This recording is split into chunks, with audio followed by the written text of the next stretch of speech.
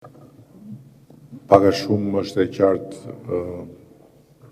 panorama e këtij rrugtimi që kemi vendosur të bëjmë për t'i dhënë Shqipërisë një qendër të re drejtësie, e cila t'jetë jo vetëm një qendër që të garantojë të gjitha kushtet dhe standardet për ata që punojnë aty, por edhe t'jetë një tjetër vlerë e shtuar për kryeqytetin, për Shqipërinë nga hyrpamja arkitektonike. Një arkitekt i famshëm thotë, ne formojmë ndërtesat na formojnë ne. Dhe po të kesh parasysh se në çfarë ndërtesash jemi formuar ne, e kupton edhe pse ne jemi pak si ndërtim gjysmë me leje, gjysmë pa leje në mënyrën se si mendojmë dhe si funksionojmë. Kështu që është shumë e rëndësishme që të bëjmë diçka që t'i rezistojë kohërave dhe në ndërkohë që të adresojmë në fund gjithë këtë problematikë komplekse që ka sistemi në aspektin e kushteve. Për fat keq, trashëgimia në këtë drejtim është goxha problematike për të gjithë, jo vetëm për sistemin e drejtësisë. Ne sot e gjithë ditën kemi një numër të konsiderueshëm institucionesh të cilat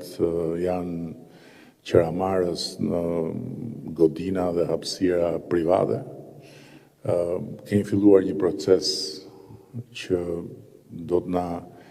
çojë drejt zgjidhjes përfundimtare të kësaj problematike hap pas hapi me korporatën shqiptare të investimeve, duke marrë të gjitha pronat shtetërore që janë ende në Tiranë apo në vende tjera, edhe në copat vogla, dhe duke i vënë dispozicion të këtij interesi publik, gjë që faktikisht ka ndryshuar komplet qasjen e qeverisë, nuk bëjmë më asnjë shitje apo dorëzim të një copse në favor të investitorëve privat në Tiranë, po përkundrazi kërkojmë që shteti njësoj si pronar privat të përfitojë nga ato, dhe në këtë mënyrë kemi disa projekte që tani më janë drejt finalizimit të kontratave për të përfituar në disa vite zyra dhe sipërfaqe për të ushtruar funksionet administrative të pushtetit ekzekutiv. Ndërkohë që në rastin e qendrës së re të drejtësisë, ne mendojmë që është pak më ndryshe dhe nuk mund do të fusim në këtë proces, por duhet ta financojmë drejt për drejt nga buxheti i shtetit. Është pa diskutim financimi më i madh që mund të jetë bërë ndonjëherë për infrastrukturën administrative në Republikën e Shqipërisë, por besojmë shumë që është i duhuri. Dhe sot janë krijuar mundësitë dhe janë, sipas këndvështrimit tim, përmbushur edhe një sër arsyesh për ta bërë këtë. Sepse jemi në një proces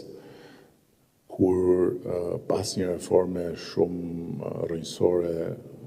në drejtësi, duhet vazhdojmë secili dhe secila palë të bëjnë detyrat e veta. Dhe në ndërkohë që detyrat tuaja i dini dhe i bëni ju, detyra jonë është që të vazhdojmë të mbështesim sistemin dhe të vazhdojmë të bëjmë gjithçka që sistemi të funksionojë me kushtet dhe me standardet më të larta. Gjë që nuk mund ta themi sot, po të kemi parasysh se në çfarë kushtesh punojnë gjykatësit, në çfarë kushtesh punojnë prokurorët, në çfarë lloj zgëqjes edhe kthinash zhvillohen proceset, edhe se sa mbrapa